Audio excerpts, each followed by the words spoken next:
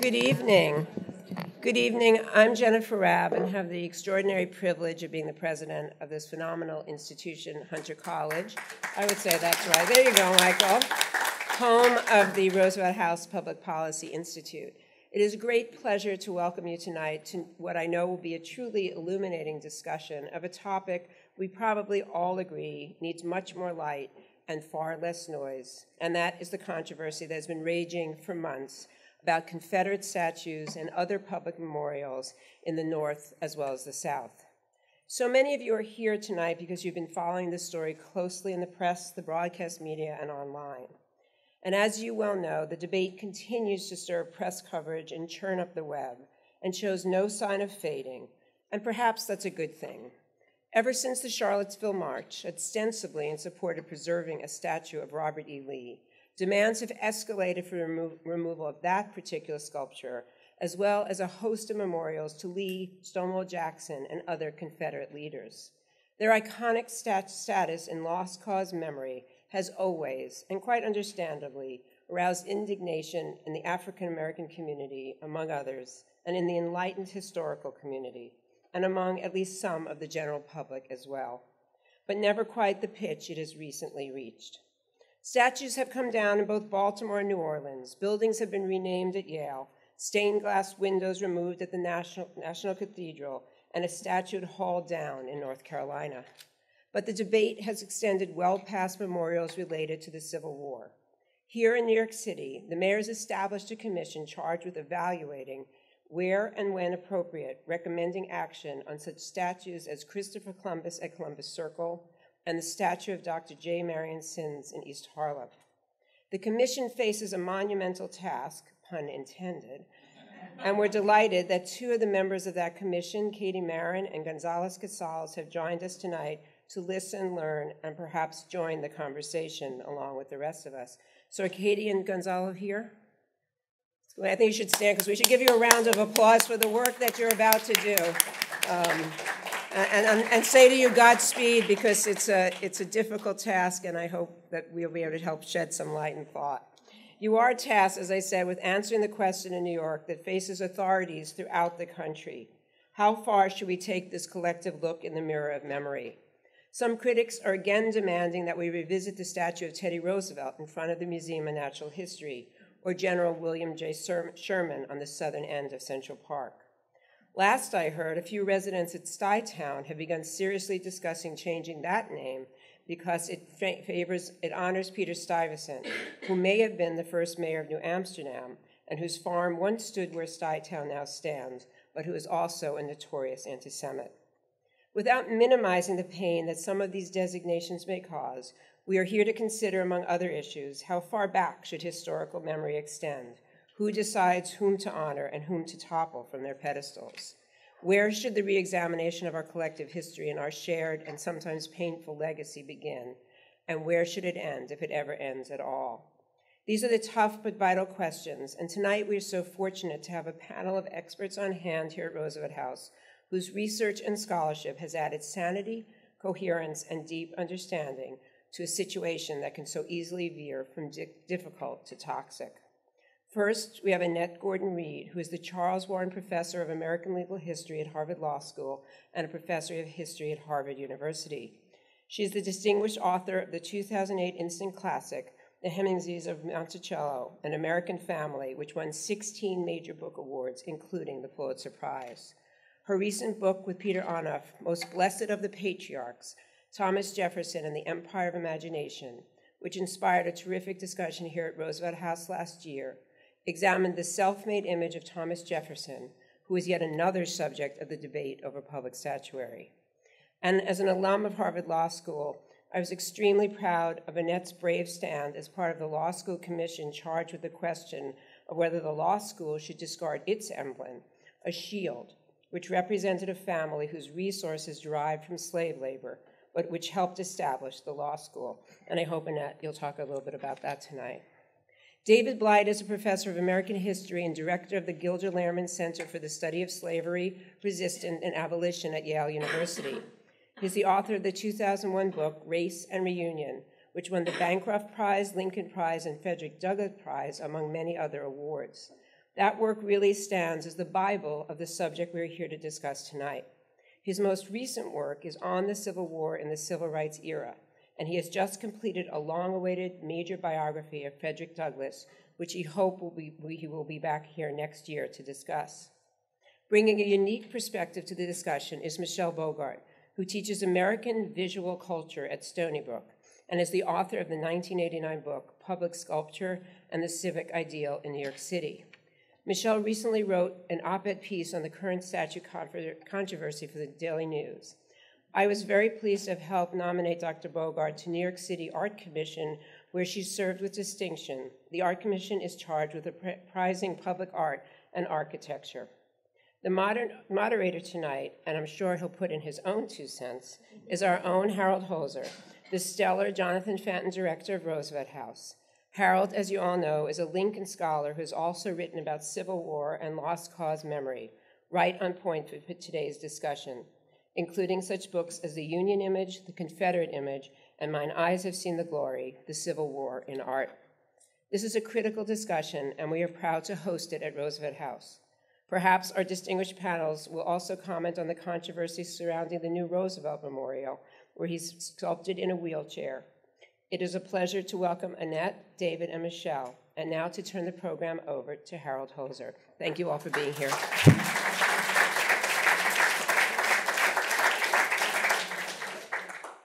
Well, thanks to President Rabb, and thank all of you for coming.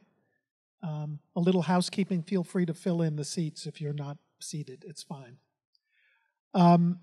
As President Rabb said, we're at a sort of a fever pitch in this discussion, not just because of Charlottesville, but because the press is filled almost on a daily basis with commentary and updates. Just in the last few days, a Washington Post piece on Confederate statuary, a New York Times editorial about the commission and its work, and a report on yesterday's Columbus Day parade where Mayor de Blasio was greeted with comments about the Columbus statue controversy more than his own campaign, I guess. As Jennifer said, statues are in the news. They've also come down, even as the discussion continues. Red paint has been painted on statues and bases. Noses have been chipped off. A foot has gone missing. Here in New York, as we've heard, the governor ordered the removal of busts of Lee and Jackson from the one-time NYU Hall of Fame in the Bronx. So scholars and community activists and commissions are all engaged in this discussion. There are interesting precedents that we don't hear too much about. In Canada and India, statues of Queen Victoria were toppled in the day. By the same token, the statue of Peter the Great in St. Petersburg not only endured the communist era, it remained as sort of a good luck symbol in St. Petersburg. It was believed that if it endured, the city would endure. And during the Nazi siege, sandbags were lovingly packed around the statue, and it was kept as sort of a good luck charm, and it endures today.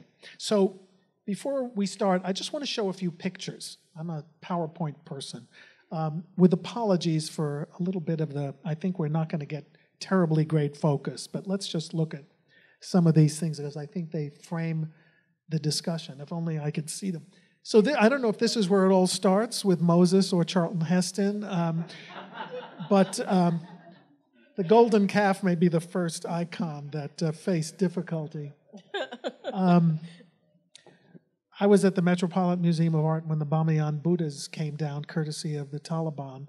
They're now being redone in sort of a Disneyfication to create a tourist attraction after the originals have been sacrificed. New York iconoclasm. We sometimes forget that there was a statue of King George III down toward the Battery that was hauled down a few days after the Declaration of Independence was read. It was a lead statue, and so it was melted down to make bullets to fight the king. But we do have that history. Jefferson in front of the White House at one time, now in the Capitol, moved. Statues are not permanent, even though they may look permanent. Here's another one that's non-permanent, a controversial statue of George Washington. It was called Georgie in his bath by detractors. But it was in the foreground when Lincoln gave his Malice Toward None's second inaugural address. Today it's in the Smithsonian, in the National History Museum, although it's just been moved to a new spot for a new exhibition. Also the movable feast idea. This is Thomas Starr King, who was California's contribution to Statuary Hall in the Capitol. He reigned there for years. He was a strong unionist who kept California in the Union during the Civil War. Well, at one point, California said, we're taking him away and replacing him with Ronald Reagan. So there is an evolution to the consideration of monuments. On the other hand, Stalin statues were not moved. They were destroyed. John Wilkes Booth, there was a wax figure of John Wilkes Booth at the Abraham Lincoln Presidential Library and Museum until about a year ago, when it was decided that he shouldn't be portrayed and he was removed. Here's Lee, about whom we will hear more.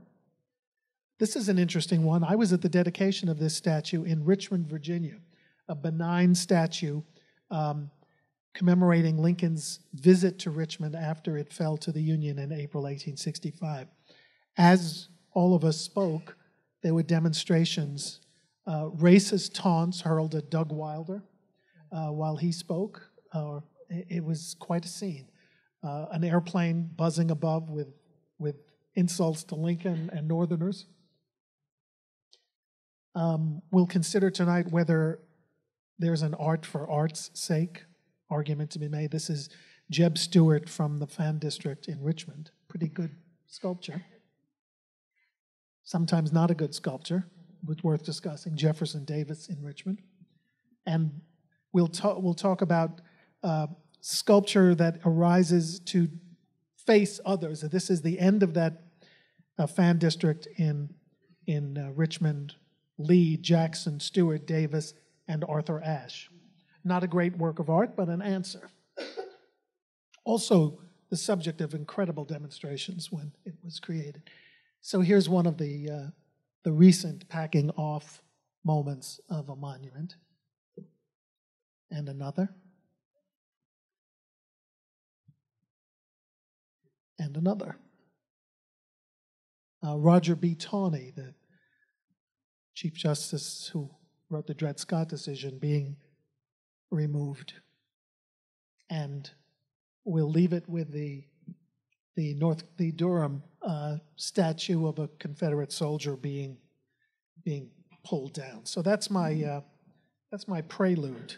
So welcome to all of you. And I guess the first question I wanted to ask is whether you think it takes a convulsive moment to open discussion, because it's sort of extraordinary to me that there hasn't been discussion of Confederate monuments in the past, at least not as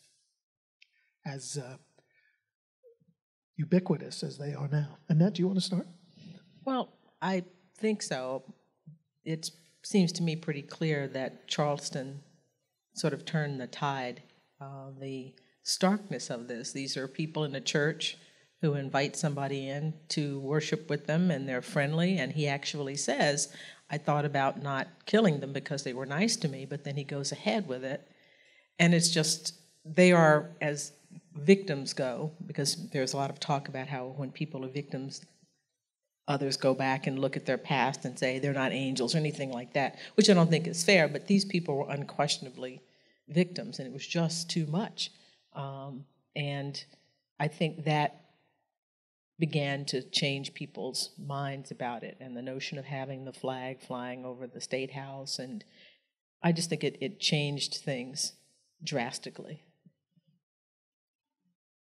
Absolutely. Everybody had to reposition themselves after Charleston, including defenders of the Confederate flag. But a way of thinking about that is that there have always been there's always been the shock of events that lead to memorialization. Sometimes that shock is a single event, a Pearl Harbor, a Fort Sumter, a massacre at Emanuel AME, and sometimes it's simply a longer-term thing, like the sheer slaughter of the First World War brought about a memory boom, as scholars call it. The end of the Cold War. 89 brought about a new memory boom, which we can measure in terms of the creation of new museums, the creation of the throwing out of old museum exhibitions and the creation of new, the throwing out of monuments and the creation of new. So there's always been a shock of events of some kind that leads to this kind of reckoning, but they're never predictable. Yeah. Michelle? I would concur with my colleagues here, both of them. I think also it's kind of a confluence of events that you have Charleston, you have Charlottesville, and you have the election of Donald Trump. And I'm sure that many people can understand that there is this sense of absolute frustration and helplessness, and to my mind, a certain amount of this iconoclasm, as I'm calling it, this impulse toward iconoclasm is the result of people feeling like they have no other outlet. I mean, what can we do in light of all this insanity that's going on? And monuments are they just stand there, and so people have started to take note where previously nobody ever paid any attention to them. And David, you, as President Rapp said, you pioneered the study of reunion after the Civil War and made the point that reunion had been accomplished at the expense of, reconciliation had been accomplished at the expense of racial reunion and conciliation. Just give everyone here, if you could, I know it's a 700-page book, but a thumbnail. Only 500? It seemed like, no. Give everyone, but a really brisk 700. Give everyone a thumbnail of this, situate the Confederate memory in the context of race and reunion. I've been trying to put that book on the back of a business card for 16 years, and I can't do it. But the most divisive event in American history had to be somehow reconciled if there was to be a new nation. Somehow, Americans, after this kind of unprecedented bloodletting, had to have healing and justice. But of course, who decides who's healing, who's justice, and what is justice? And they had to decide the status, the meaning of 4 million freed slaves. The Civil War was a revolution. It led to a recrafting, redrafting of the Constitution itself. The white South did not accept that, eventually engaged in a counter-revolution.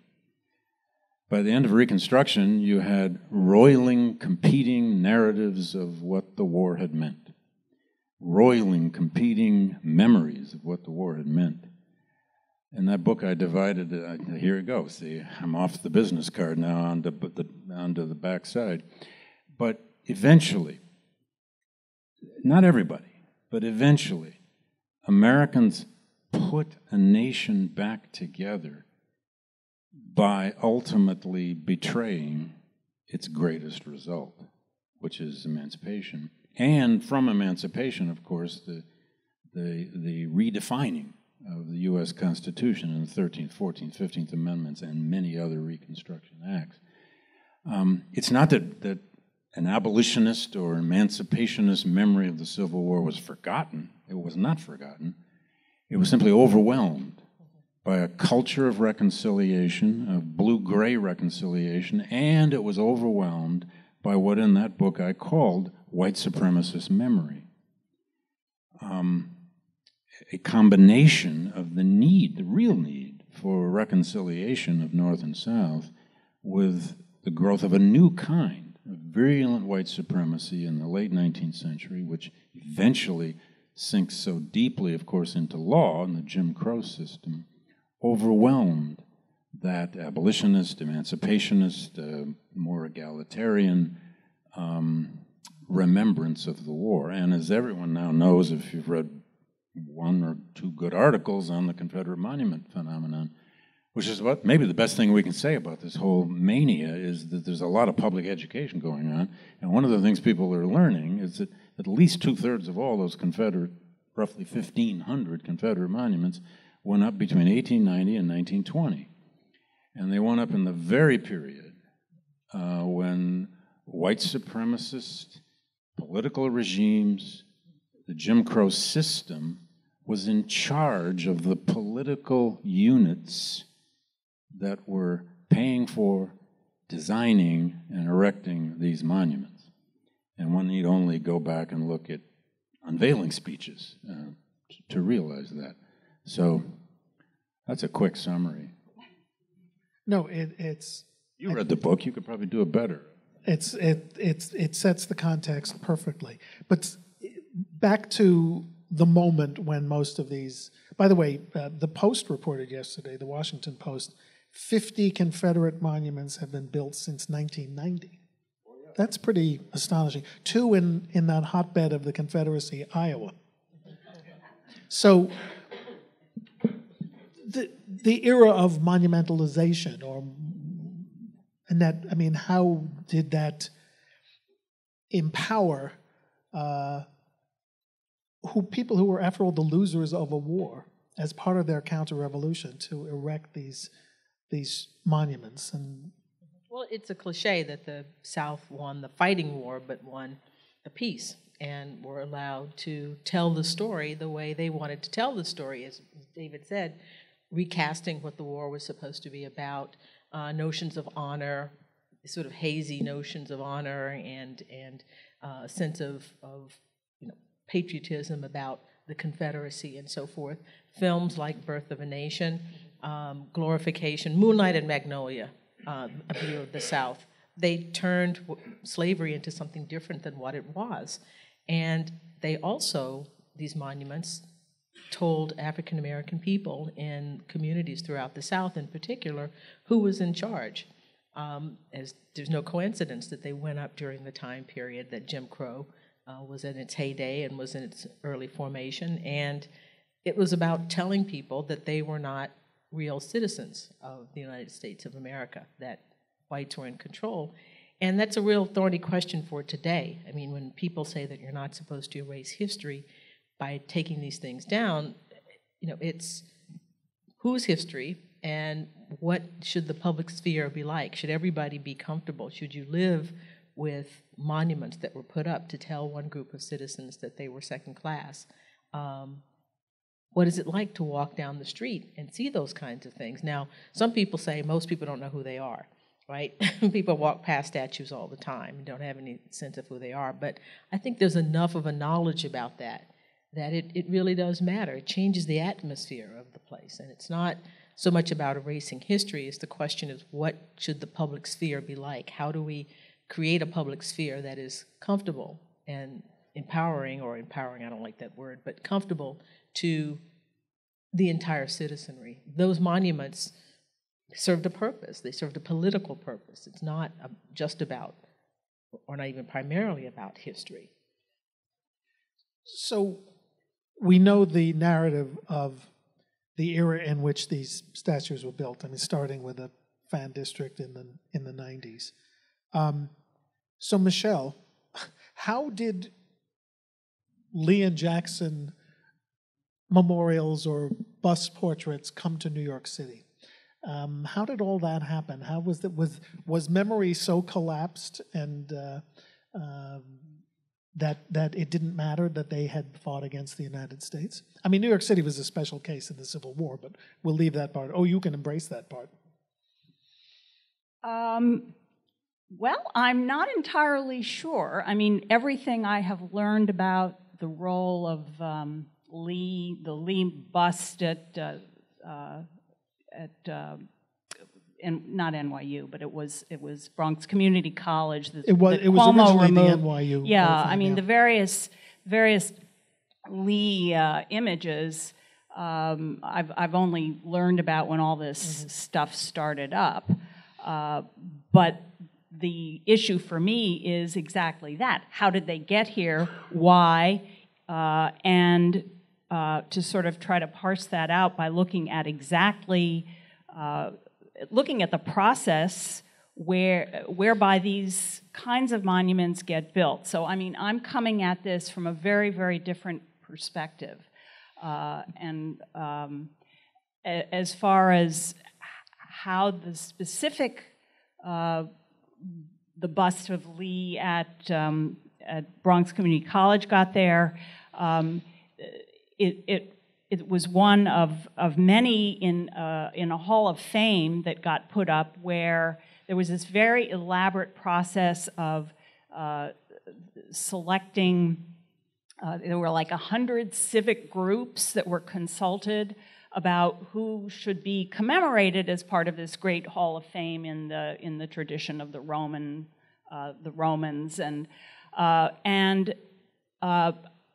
there's a dissertation that I haven't had a chance to read that actually deals with all of this, but my understanding is that the Daughters of Confederacy were consulted about it, and in one way or another, and they had selected Lee, along with, and various other people. And then down the line, the Hall of Fame came to include George Washington Carver and I think Amelia Earhart. I mean, so that whole thing has changed. But what's interesting to me is the question of how it got there, and why, and whether or not the circumstances that brought Lee to New York are the same as what brought Lee monuments to the South, and what the significance of that is.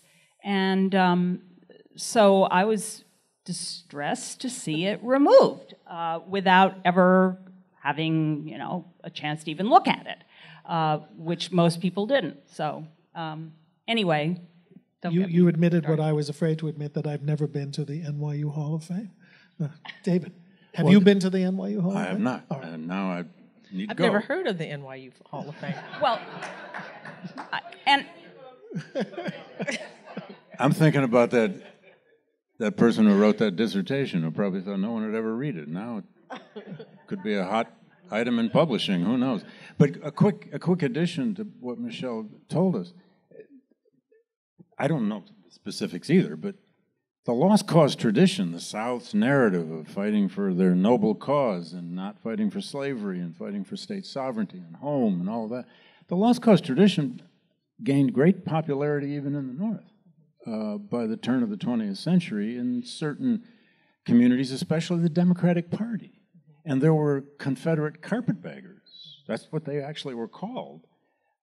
In New York City during Reconstruction, there were former Confederate generals and officers who came to New York to make their fortunes. One got elected to the New York Supreme Court, Roger Pryor, who'd been a Confederate general from Virginia, was on the New York Supreme Court in the 1880s. If there's a monument to Roger Pryor in the state courts or something, I'm worried about that one. I don't know if there is, but somebody go work on that. You have to figure, too, that since race is a part of all of this, people in the North might be sympathetic to the Confederate cause, because once slavery is over and blacks are competing for jobs, there wouldn't have been slavery in New York, but the notion of keeping black people down, they could sort of unite around that. So even after the fighting is over, it really shouldn't be a surprise that there were that there was some appeal to this sort of thing, the lost cause mythology, all those kinds of things. And there are Confederates buried in the great cemeteries in Brooklyn, in Greenwood and Cypress Hills. They're because they moved here. Yeah. And then I was just going to add that, there was a plaque to the fact that Lee had come to Bay Ridge and planted a tree evidently. I don't know the circumstances whereby Lee came to Bay Ridge and planted Well, the he was church. at Fort Hamilton. I That's guess. right. Yeah. Okay, yes. And worked so, here. so that plaque has been removed. That's on private property, so they can do whatever they want. Actually, I think that was the governor as well, who ordered the plaque removed. I'm not sure. There was the church. The church did one of them, but Well, there's still Lee Avenue leading from now. Brooklyn to the fort for now. for now. But And 10 forts nationwide named for Confederate. But I mean, I generals. found that very interesting that, you know, that they would erect a plaque to the fact that Lee had visited Brooklyn, and that's a sort of, the plaque would have been, if, you know, now that we're focused on these things, the plaque would have been a sort of interesting, tangible force of memory that might prompt us to, you know, reflect about something that we will no longer reflect about because it's not there anymore. And as you say, just the fact that Lee spent time in New York running a fort and a federal installation is not known generally. But the Lee legend and the Lee cult was extraordinarily popular in the North by the 1920s. And there were many popularizers of that who were former Union soldiers. I mean, this gets very messy and complicated. Not Grant, though, we know that. Not, no. But no less than Charles Francis Adams Jr. traveled all over the country doing a speech about Robert E. Lecture, Lee. yeah. And they loved And of it. course, he's on American currency, American stamps, up through the Civil War, what did we just have? The sesquicentennial of the Civil War, I remember that. There are still Lee postage stamps coming out. So until this, again, this convulsive series of events, Charleston, Charlottesville, there was sort of an acceptance, even not paying much attention to his actual military record, to the fact that he's this paragon of virtue. W.B. Du Bois wrote a piece in 1922 when the Lincoln Memorial was unveiled. Do I think you're right? Yeah. Whew. Harold's here. Got to get those things right. This thing's great. He wrote a piece about Memorial Day, just so. how and why Robert E. Lee seemed as important in the United States as Abraham Lincoln. How could that be? It's a brilliant piece he wrote for the Crisis magazine, which shows you, at that moment, Lee, Lincoln were considered the two greatest figures in the Civil War. Well, not to give away something. In the way they were, but Not to give away something I'm writing about, but as long as you brought it up, at the dedication of the Lincoln Memorial, Robert Russell Moton's speech was censored, first of all, by the Harding administration. He was the African-American speaker of the day. He could either take it or leave it, and he took it, you know, and didn't publish what he really wanted to say at all, ever. And he wasn't allowed to sit with the other speakers, and African-American officials were put in a Jim Crow section by the reflecting pool, and some of them walked out, some of them fought with guards and argued back, and that was the scene at the Lincoln Memorial. Anyway, that's a preview comment. There has been much talk, and President Trump is the one who began this conversation, that appraisals should not extend to the imperfect founders, the morally imperfect national founders. Gail Collins wrote a piece in the New York Times on Saturday or Sunday in which she said, we should judge all historical figures by their main point. So Columbus had a main point. He was an explorer. He was an adventurer. He discovered inadvertently a continent. Yeah, he did terrible things once he was here, but that wasn't the main point. Jefferson wrote the defining words of independence and set the bar high for equality, even if he didn't always live up to his own message. So how do we put the founders in this context? Obviously, we start with Annette on this one. Well, I mean, people have asked me about this for the past several years, even before Charleston. And I always answer that there's just something different about the founders, the people who created the United States versus people who wanted to destroy the United States. And we draw lines all the time. It's interesting to me when people say, well, you know, how do you draw the line? We draw the line every day, all throughout the day. We decide to do one thing and not the other. So, and it's never going to be perfect, but I think I think that's a good idea, to think about their main point or their main points if they have more than one. He has more than one. The Declaration, Statute for Religious Freedom, the University of Virginia, Louisiana Purchase. Well, that's...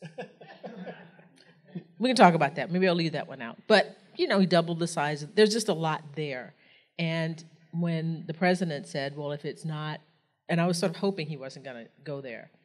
And he said, well, what's next? Will it be Washington? Will it be Jefferson? And on the slippery slope. And Stonewall Jackson. And that was the problem with the Trinity of I know, people. Jackson, Stonewall Jackson, and George Washington. Not quite. Right. Yeah, you have to think about the contributions that people made. And some people you just have, I think you have, in figures of history, you have to live with, because you're taking advantage of things that they helped to create. And that's the messiness of it. How can you have the University of Virginia, and you have a statue of Jefferson there, and that's a problematic statue. It was shrouded. I wrote a piece about in the New York Review of Books about the confrontation between the Wiki guys, the Wiki torch people, Tiki torch people, and the people who were sort of standing around the Jefferson statue and were getting, pummeled by these people. And then later on, the statue was shrouded because it's, people who were protesting him being there, but it's the University of Virginia. It wouldn't exist without him. So it's a little tough to totally get rid of somebody who created something.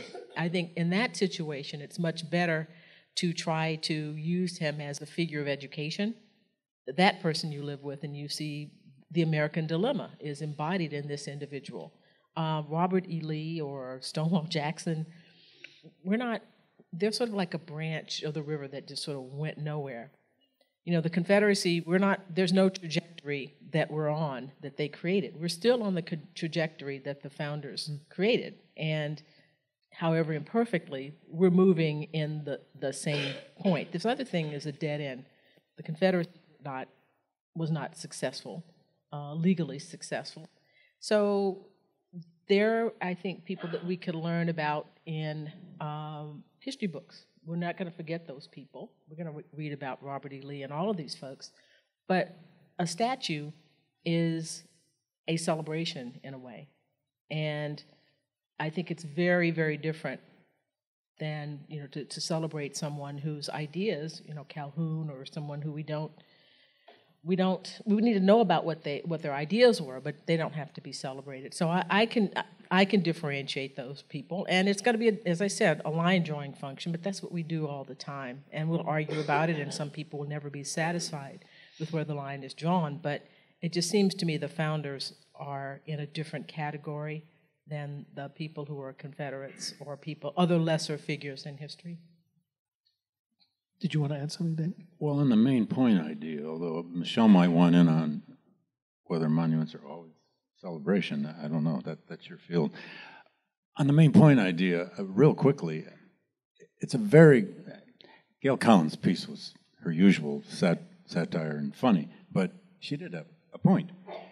At Yale, we had this renaming committee about John Calhoun College. You probably read about that too. Yale's gone to great extents to keep that out of the press, but it's not kept out of the press. I was on this renaming committee. We met for months and months. We studied and researched 6 other universities, including Harvard's case, et cetera, et cetera. An amazing experience serving on that. We came up with 3 principles, and this might be something your commission would want to think about. One of them was rarity. We decided that, at least at a university, you don't just willy-nilly rename things all the time. Otherwise, it's chaos. The second principle was non-erasure, because you're an educational institution. And if you do remove a name, a place, a site, a monument, you're bound, you're responsible for commemorating, explaining, and educating about that which you've removed. But we came up with a third principle, which is kind of in the middle, which was, we called it the principal legacy. And we debated this for weeks. How do you determine a person's principal legacy? Main point. We came to a consensus that it is possible, at least. It requires research, it requires a lot of hard work, but it's just what you've discussed here. There are main points about a person's legacy. And those then the principals gave our president and the board then the process to do what they were already going to do, but we could never say that, which is to change the name of Calhoun College. So there are ways of doing this that are going to involve these decisions that you have to make all the time. And every monument, every memorial is about the politics of the moment it was unveiled, and then it's about the politics of a later time when it's somehow controversial. Mm-hmm. That's why we care about it. Usually we don't care about monuments until there's some politics that makes us care. Yeah. But as you point out, politics go into their creation as well. Just one word on Main Point, why it's difficult. There is a plaque on Lower Broadway commemorating the fact that Marshal Pétain received a ticker tape parade in New York after World War I. He was a hero of World War I for France, for the Allies. But his main point came a little later in Vichy. So how do you deal with that? It's very complicated. That thing came to the Art Commission when I was on it, that whole project. And that was Lower Manhattan Alliance. Alliance for Lower Manhattan. And the idea was it was part of the branding of Lower Manhattan. This would have been around 1998. And so they were doing this whole streetscape project with new lighting and all sorts of things, new trash receptacles, and then bands in the sidewalk and the bands in the sidewalk were going to commemorate everybody who had had a parade and ticker tape parade. And that was that, you know. There was no particular reflection about the choices or anything of that sort. Not that, I mean, the commission had no say in that, but just that it. Yeah. Well, that seems to me to be an easy one because it's like, you know, you don't want to be like, was it China on the Mao's Great March?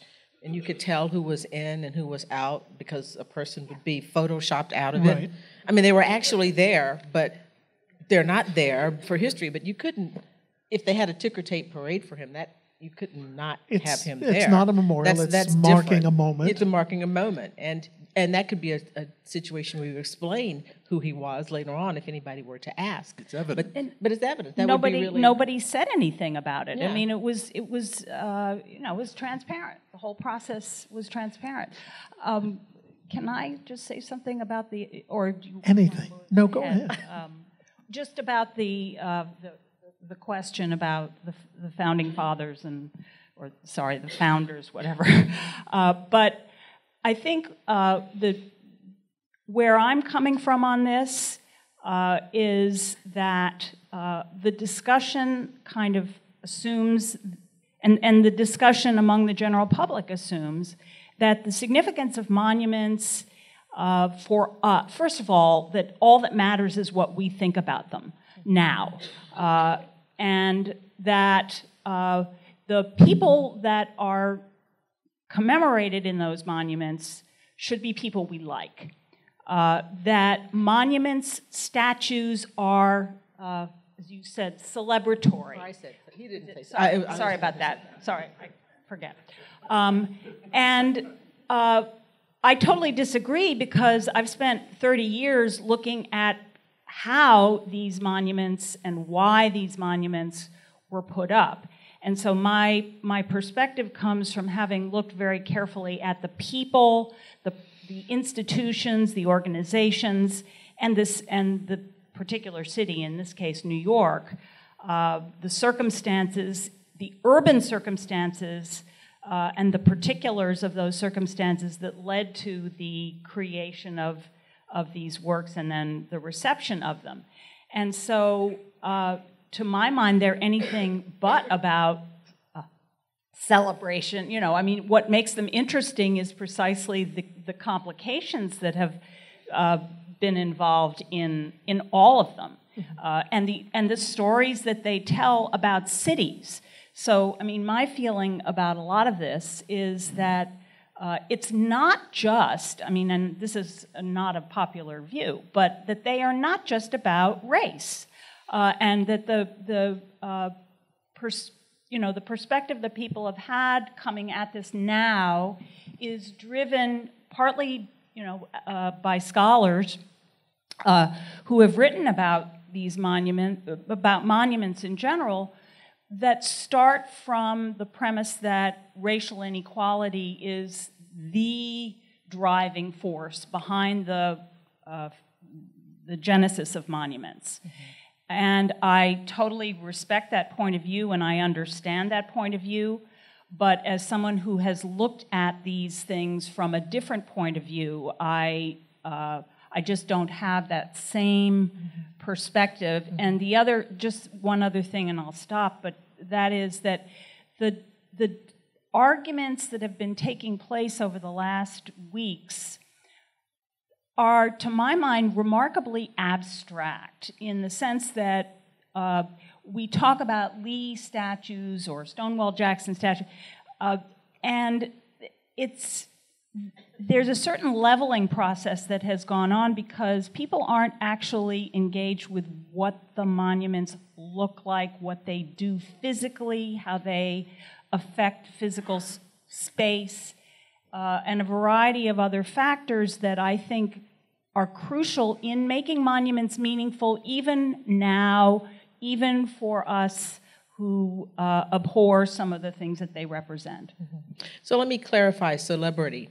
Celebrity as opposed to, we don't typically have statues to Joe. Just Joe. Just Joe. How about Joe the plumber? Remember that? Joe the plumber. Or somebody who's not known. I mean, there has to be a person. I mean, celebrity doesn't mean you like the person. It means a person who has been lifted out of the ordinary and placed as a statue. I mean, most statues are of people people had an idea that they did something significant or that there was a significant reason to put them there. So it's not just, let's have a statue to the guy on the street. It's somebody who is known and somebody, there's a purpose for it. So that's what I don't mean. Celebrity doesn't mean you love the person or you think the person is great. It's that the person is important enough to use public funds or you use money or something to lift that person above and put them in a statue. As for things that monuments, of course not all monuments are about race. It just so happens that the ones that we've been talking about are very racially charged figures, the most famous ones. And this is something we're interested in right now. Charleston, as I said, brought this to the fore because Dylann Roof posed, the person who killed these people, posed with the Confederate flag. And the sort of iconography of the Confederacy was a big part of his life. So that's where it's not all monuments are about race, but the most famous ones and the ones that people are fixated on involve figures. You can't separate Robert E. Lee from race. He was a slave owner, and knowledge about the way he conducted himself as a slave owner. Today, I mean, it has come out today, he's been portrayed as a sort of good slave owner, but there have been many, many stories about the cruelty to enslaved people. So there's no way to separate him from the question of race. There's more to his life than that, but the problem comes from, I mean, to me, there were two problems with celebrating the Confederacy. Number one, he fought against soldiers of the United States of America. And when you lose the war, I don't think you get to put up your monuments and your battle flags. You lose it. I mean, my husband and I were coaches of our son's T-ball league, and one of the things that was interesting about it is that everybody got a trophy. Whether they won or lost, they got a trophy. Well, I think if you lose a war, you lose a war, and you fold up the flag and you go home. So that's number one. Flags that flew against the United States of America, I don't think you should have monuments to those people. And second, the racial angle that comes into it. I mean, I grew up in the South with these things, and it was meant, the sort of hoop skirts, the moonlight, Magnolia, River Plantation, the Tony subdivision with all the streets named for Confederate generals. That was meant to send a message to us. And it was also a place where black people, it was difficult for them to live, or nearly impossible, for people to live. Covenants that were no longer enforced, obviously, because they're against the law. But, these things were off limits. So they were sending a message with this. It's not just about, the South or a notion of honor. So race is definitely a part of it. But you're right, monuments are not just about race, but the ones that we've been fixated on happen to involve race. I don't in any way want to pile on my good friend Annette on this one, and I'm not really. Go ahead. No. I'm right. I mean, obviously, if a monument's about an individual, it is lifting that person up. But of course, we all know this. Lots of monuments are not about individuals. They're about things like the Holocaust or the plague in Europe. But it's still something that's important. It's very important. It's not, here's it's my, not celebrated. Here's my Mr. Clean. No, or my, I agree. my sponge. Let's have But I just want to interject a word into this, and I've had more calls from media people in the last 5-6 weeks than the rest of my life maybe put together on this. It's been totally crazy, and at times I've just been saying to people, this debate just needs a little humility, and it's never popular to say that. Humility in the midst of a roiling political debate? How dare you? But we do. It's not about us. It's not just about us. The problem is it is about history. And the problem is we have to learn more history. And nobody has the time for that. Nobody cares to do that. This whole debate needs a strong dose of St. Augustine or somebody. We should require everyone in America to read 3 books on humility or something. Not because, and I do draw lines. There are some monuments I would say, take it down. There's some I would say, don't. I mean, I have all kinds of, nobody cares, but I've all, the U.S. Capitol is a problem for me. But there are many others. You mean Statuary Hall? Yeah. Okay. Jefferson Have Davis you looked is in at the the U.S. outside Capitol. of the Capitol? I didn't know what he was referring to. All problematic. It's all problematic, Yeah. but the whole debate needs a strong dose of what we're terrible at, which is humility and historical sensibility. Let me just ask some. As a public, now I'm not talking about all these fancy Right. historians up here. I want to give our fancy audience a chance to ask questions, but I just want to ask some questions that hopefully will evoke some quicker answers so we can move on to audience questions. No, you can do a little more than yes or no. Yes, maybe would be all right. Place and placement matter, obviously. Pedestals matter. Are we forgetting the possibility that some of these pieces don't have to be shattered, but they can be relocated, as in Budapest's Memento Park? I mean, you sacrifice perspective. Some of these pieces were designed to be seen from 20 feet below. If they're right in front of you, they look exaggerated and cartoonish. But is that a reasonable way to go? You asking? I'm asking you first, yeah. Okay. I am not in favor of museums to monuments. I am not in favor of removal of monuments. My experience with seeing the removal of civic virtue, which is a statue that was put up in front of City Hall and was moved to Queens, not because of its content exactly. I mean, it's a complicated story. Tell the good part of the story. About LaGuardia not liking to look at. But that's the cliche story, and I don't want to repeat that one. Okay. But basically, the press keeps saying that LaGuardia moved it because he didn't like looking at the statue's rear end. But it's a very complicated story, and ultimately, it was moved to Brooklyn's Greenwood Cemetery by the city because for conservation reasons, not the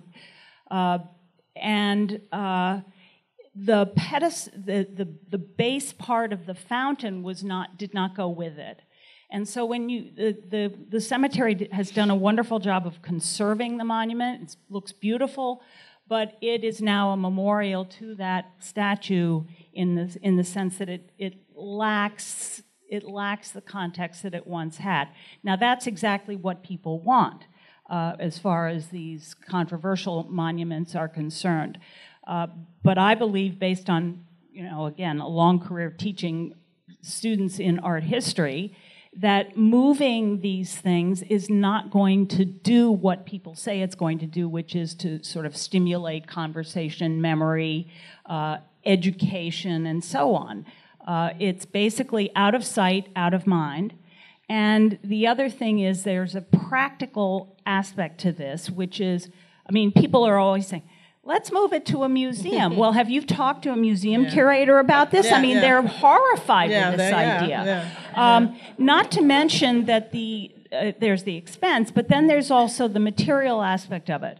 I'm involved with a committee with the city, Conservation Advisory Group, and with Phyllis Cohen here. And one of the things we do is assess conservation plans or issues of, relocations of monuments that are moved by the Parks Department, for example, if they're redoing something. The things get moved, but not, again, because they're controversial. These things require a great deal of care and expense to make sure that they aren't destroyed in the process of trying to fix them and to move them even a few feet. So it's a very complicated process, and of course, I have a kind of vested interest in trying to protect monuments, so I'm passionate about that. But for a variety of reasons that I've touched upon, I don't think a memorial park is feasible or going to work. Memento Park in Budapest, that's one example. There are Yeah. possibilities on this. I agree with you that no museum wants to volunteer to have the Robert E. Lee Wing now, or the Nathan Bedford Forrest Wing. But in North Carolina, for example, I was just in Asheville 2 or 3 weeks ago. They're having a Zebulon Vance crisis. I know who's Zebulon Vance. It's a big deal in Western North Carolina. Whether to take down the Zebulon Vance monument. But the North Carolina, is it called Heritage Commission? I forget what they call it. Was having a hearing, and I'm not sure if they've decided yet. They have 3 Confederate monuments on the State House grounds in Raleigh. And the vote is an 11-person commission that has the total authority to vote. And the vote is whether to keep them or to move them to the surrender farm, and what's that called, where Johnston surrendered to Sherman in North Carolina. In other words, to move those 3 monuments to the site of the final Confederate surrender, which does make a certain sense about it, which allows the state then to say, there's something else we want on the State House grounds. Right. Maybe the Civil Rights Movement should be commemorated here. So the But Bennett I agree Farm that is your- museums, we can't just dump all this Right. stuff in Yeah, museums. yeah. I mean, That's not the answer. I mean, I don't mind moving monuments, and certainly monuments that I think are Benton. the Benton Farm. Things that are controversial Bennett. is a way to Bennett. Bennett Farm, you're right. Yeah, Bennett Gotta Farm. get these things right. Things that are controversial or things that are hurtful to certain members of the community. I think, there's a letter Jefferson writes to Madison when he's still in Paris, and he talks about, he says a famous phrase, the earth belongs in usufruct to the living. And the idea is that every generation of people should reassess, he says Constitution, but what he means is you should reassess the things in the society that are important to you. You should not live in the past. The dead hand of the past should not control things. Just because you put up something one time, one generation doesn't mean that it has to stay there forever. You can have a civil rights monument. You could change the things that you think should be commemorated, and different generations at different periods of time will do that. And I don't have a problem with it. I think if people get to the point where they decide that a statue of Robert E. Lee, and many of these statues are not works of art. Many of them are sort of, the statues of the Confederate soldiers are just the same, copycat things all over everywhere. Every generation can decide what is best for it at that moment. Their own heroes, their own people that they want to commemorate. So I don't think that because something is up, it has to stay forever. And the other thing is we change the names of things all the time.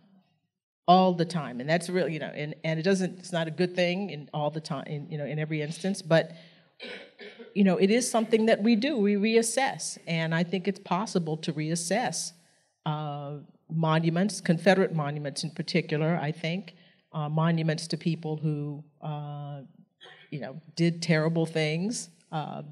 And, you want to see, you can learn about these people other than through monuments, through books, articles, and so forth. Those things are also mechanisms for learning. Let me ask one more question, then I promise we'll let the audience weigh in. Two other,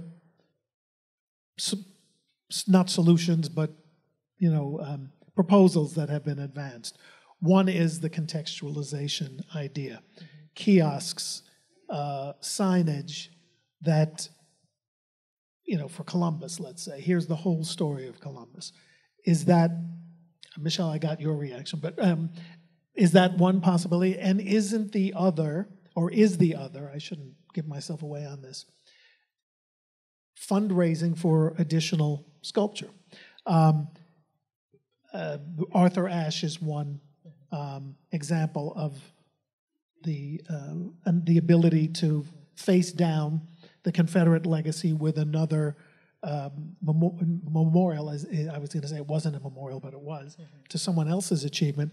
At Parliament Square, which has all men, they do have Mandela now, so it's that they've just announced that funding has been raised to put up a statue of Millicent Fawcett, the English suffragist, so she will take her place in Parliament Square. That's an expensive solution, but very quickly on contextualization and facing statues. Contextualization, yes. I still have a problem with the Confederates because the Confederate ideology, the white supremacy that was promoted there, wasn't just in statues, it was in people's lives.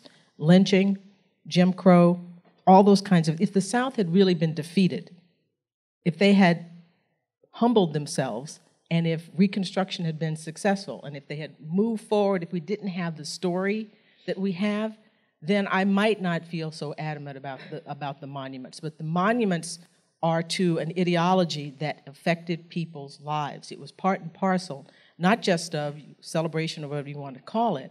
It was a part of an ideology that blighted the lives of millions of people.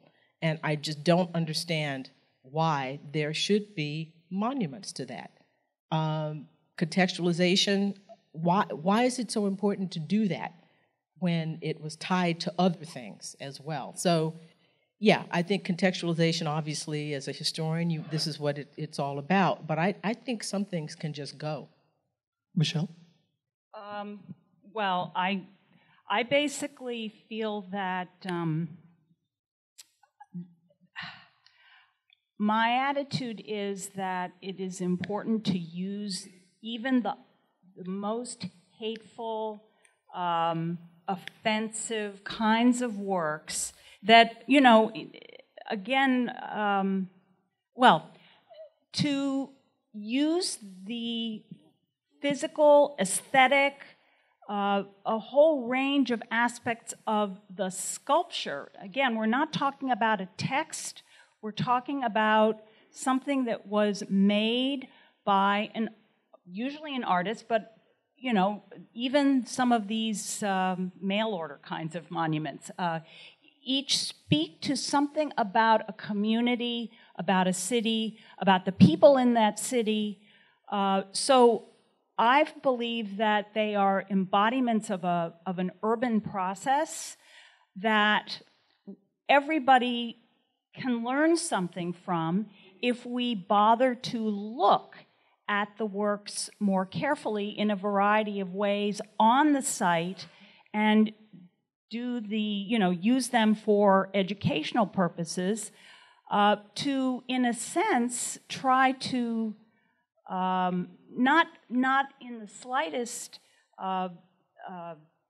deny the hurtful effect that they have and what they represent, but to try to almost distance oneself from that. And I know that's not appealing, that's offensive to some people, but I'm saying that again, if you think of and I don't know how many people actually either read a book about of any of these monuments, the specifics, or have done research on. Not very many. Nobody has looked at these things, and all of a sudden, people have decided that that their image of what they represent has to go. And so this is why I've been disturbed by this whole discussion David, because... last word before questions. Sorry. Okay, No, that's instinctively, I'm with you, Michelle, but the reality is the politics of America's racial history, the politics of Civil War memory, just will not allow that. I would wish that everyone would read a book about everything, but that's not going to happen. Just a quick point. There are some monuments that I love aesthetically. There's some that I hate aesthetically. There's some that I love politically, some that I hate politically. It's not up to me. It's up to commissions. It's up to a deliberative process. I'll give you two quick examples. There's a monument in Charleston I don't want them ever to take down because it's a terrific teaching tool. It's a god-awful aesthetic piece of nonsense. But it's in Battery Park. You may know it if you know Charleston. It's a winged Roman soldier, winged, at the Battery. It looks out at Fort Sumter. It was put up in the 1930s, very late. The inscription around the base of it says, "Count them happy. For their courage and devotion, they endured a great fight." That inscription sums up about as well as anything I've ever seen on a monument what happened to Civil War memory. Everybody had a great fight. It wasn't about anything. As a work of art, it's just, I don't know, it just seems god-awful. What's this Roman winged soldier doing in Charleston? I get it is what makes it interesting. But I love showing that next to the Shaw Memorial in Boston, Augustus St. Gaudens's absolute masterpiece, The Story of the 54th Massachusetts, a monument that makes me weep every time I see it. And there are almost no monuments that do that to us, frankly, especially done in the 19th century. So, you know, some bad monuments are great teaching tools. You're right. If we can get to the point of teaching with them rather than celebrating. All right, let's, oh my goodness, all right. Wait for the mic, if you would. Ask us yes or no so we can go through. I'm Michael Myers. I'm the Executive Director of the New York Civil Rights Coalition. I just returned from Philadelphia, and my question is about hurt feelings. In Philadelphia, there's a statue or a monument of Frank Rizzo, former police commissioner, former mayor. And there were blacks taking photographs at the monument. I don't know if it's memory or lack of memory or not lack of teaching, but there was no hurt feelings. So my question to you is, even if there are hurt feelings, so what? What if people have hurt feelings about statues or monuments of Franklin Delano Roosevelt? For example, Japanese. What if somebody who was black, who had hurt feelings about people like Booker T. Washington? Oh, he was Uncle Tom. Is it only the present that makes these monuments relevant? And my question really is there any I guess the word is disinterested scholarship or judgment that can be brought to these relevant contemporary matters?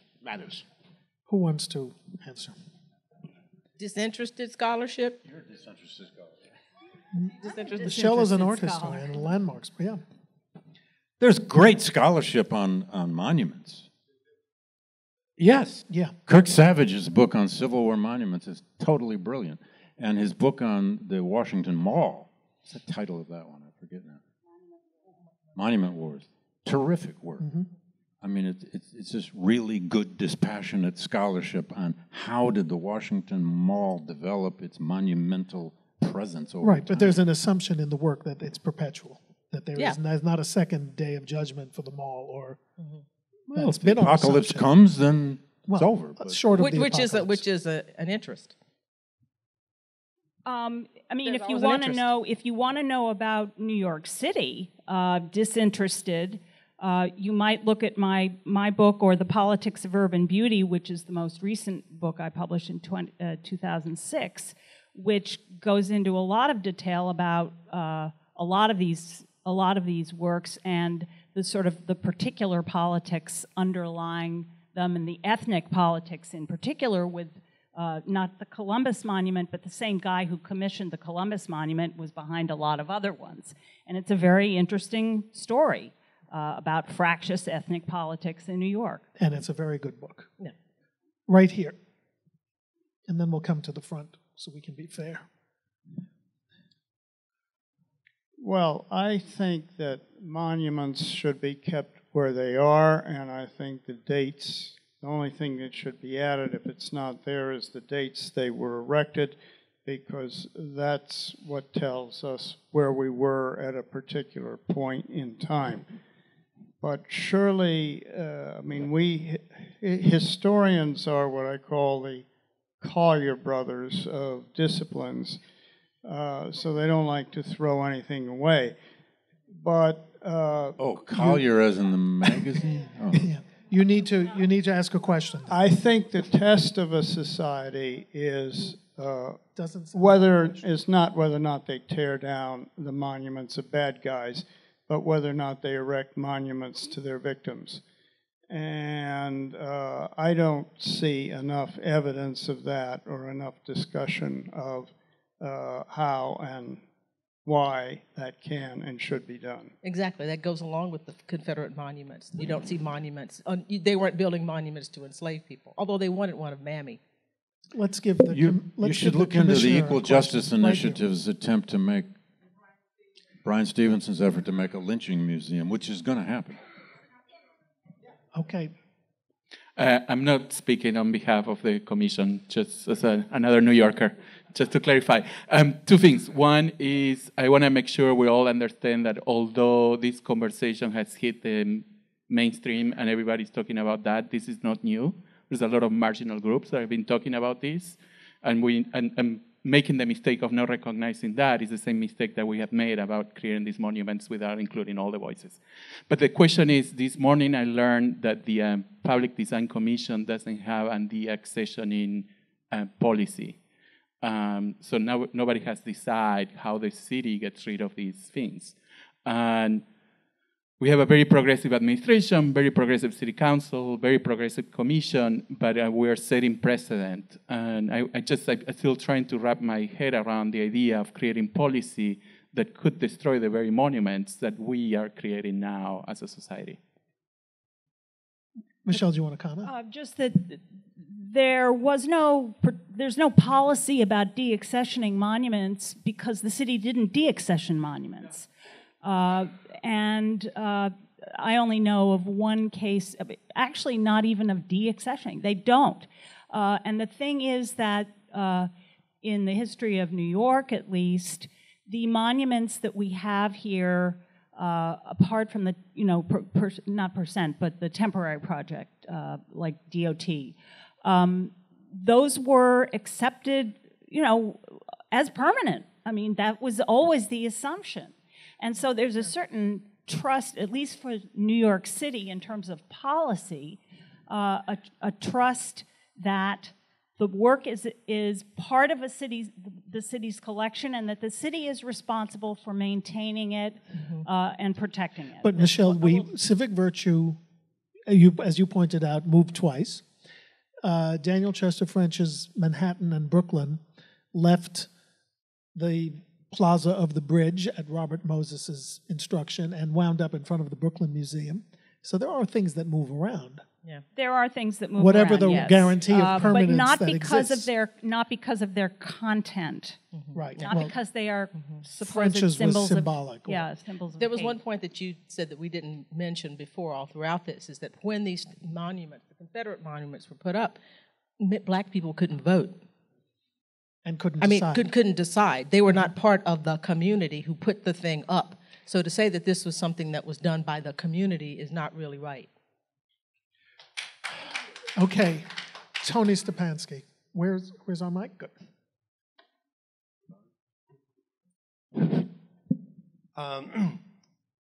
Outstanding discussion from my perspective. Really outstanding. I'm not sure it's influenced me very much or impacted the convictions I had when I entered the room. You give praise and But then you withdraw. let me get to the question. Harold knows me, so he'll understand what that means. This is a very complex issue. No ifs, no ands, no buts. And in dealing with complex issues, whether it be in the political world or the business world, I'm going to get to the question. One has to attribute weights to various aspects of the problem. If you attribute, what weight would you attribute to the fact that 700,000 American lives were lost in this war because a group of people that wanted to exploit the slavery trade and the slavery business decided, okay, that was more important than anything else? The 700,000 dead are extremely important. What that issue needs is more Civil War memorialization that is elegiac rather than celebratory.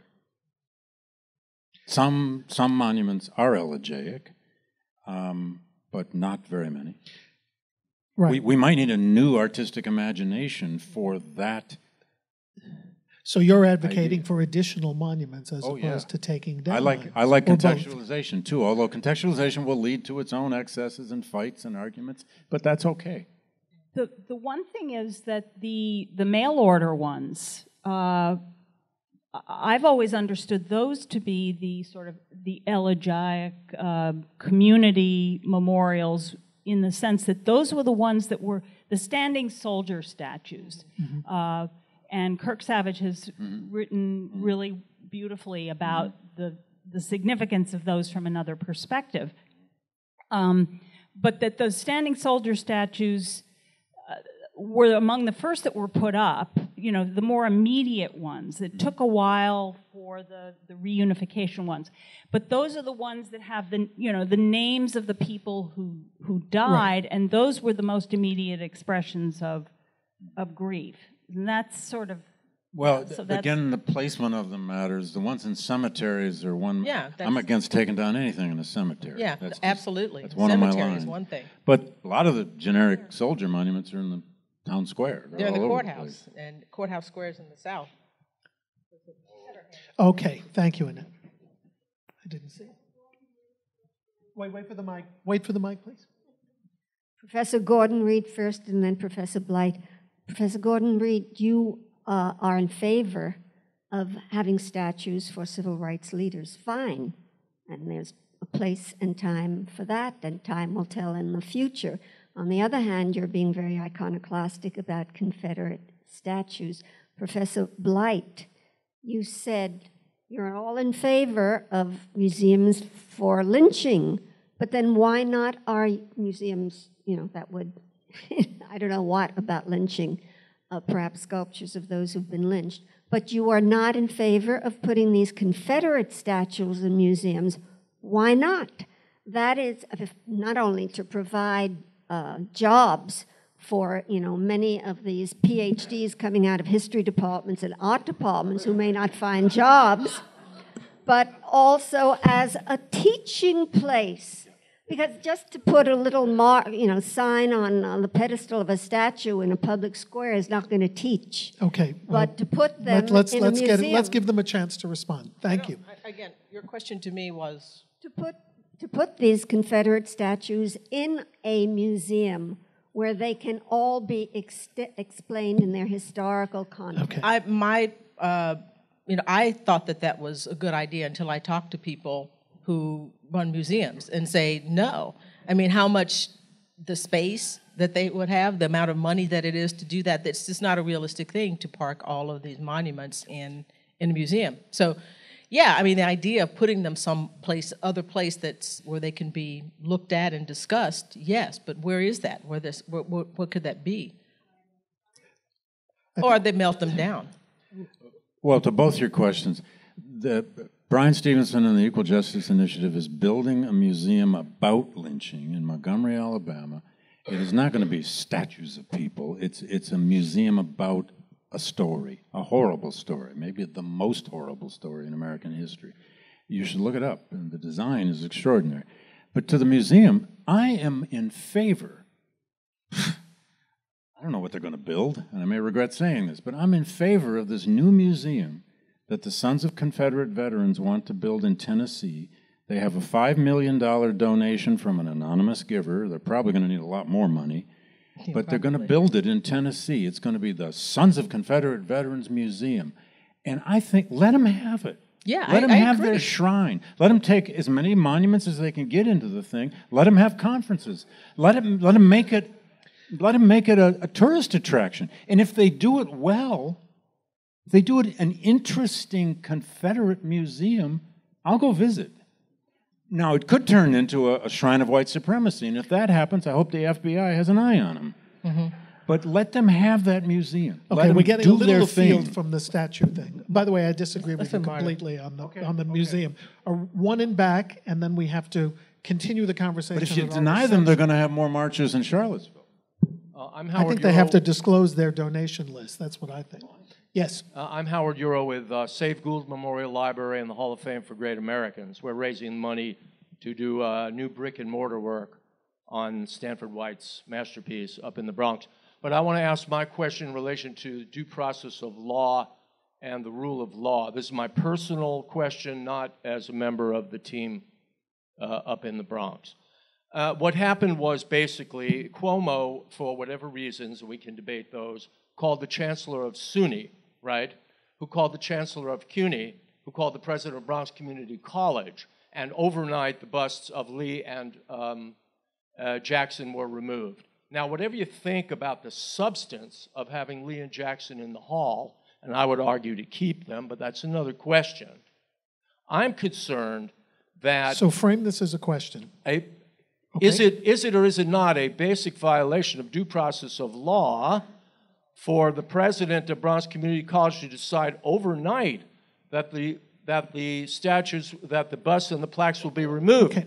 Because the Landmark Preservation Act clearly indicates that a city, state, and national historic landmark, which this is, cannot be altered in any way, shape, or form. Okay, let's see if without, sorry, Michelle- without the Okay, we get the question.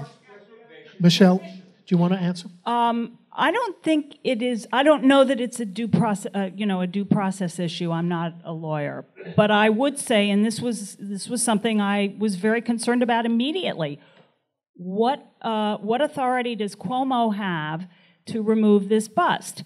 Because the ownership of the artworks in the Hall of Fame, it wasn't clear who had charge over them. Because it's an institution whose ownership is transferred over. Well, the years. it's confusing. I mean, I thought Bronx Community College, it's CUNY, and so that would make the mayor the authority. No. It's still But then I thought it might be the dormitory authority, and but the point is that the process was never made clear. It happened, unilaterally, and it was done.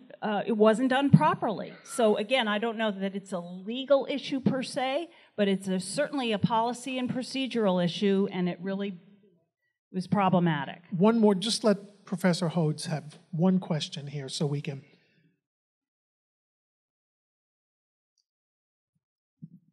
Martha Hodes, NYU. My question does follow on the Sons of Confederate Veterans, because those white Southern groups expressed mortification about the Charlottesville marchers, who were made clear they were marching because Lee did stand for white supremacy.